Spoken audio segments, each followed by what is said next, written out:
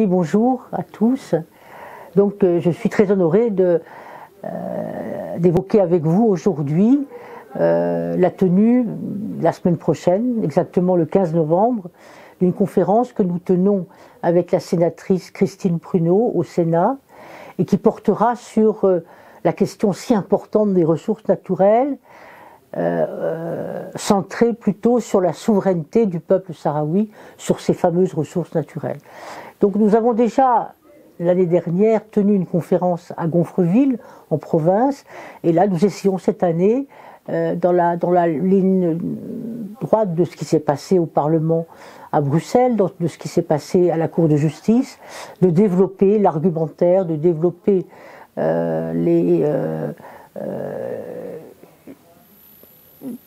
tout aspect juridique et politique qui touche à cette préservation des ressources naturelles. Et je crois que c'est un sujet central aujourd'hui pour justement réaffirmer la souveraineté du peuple sahraoui à la fois sur son territoire et sur ses ressources.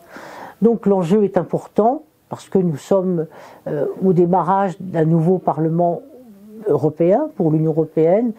et nous entendons à partir de cette conférence d'abord nourrir les travaux de la prochaine COCO à Vitoria et nourrir notre lobby en direction des parlementaires européens, en direction de la Commission, pour appuyer la procédure engagée par le Polisario contre le renouvellement des accords commerciaux entre l'Union européenne et le Maroc. Et ce qui me semble également très important à cette conférence, c'est que sera présent une entreprise australienne qui travaille dans les territoires libérés. Donc là aussi, dans les ressources, se pose la question de ne pas séparer le territoire du Sahara occidental, mais d'en faire un ensemble, c'est-à-dire à la fois les territoires contrôlés par le Polisario et la partie occupée par le Maroc. Et puis,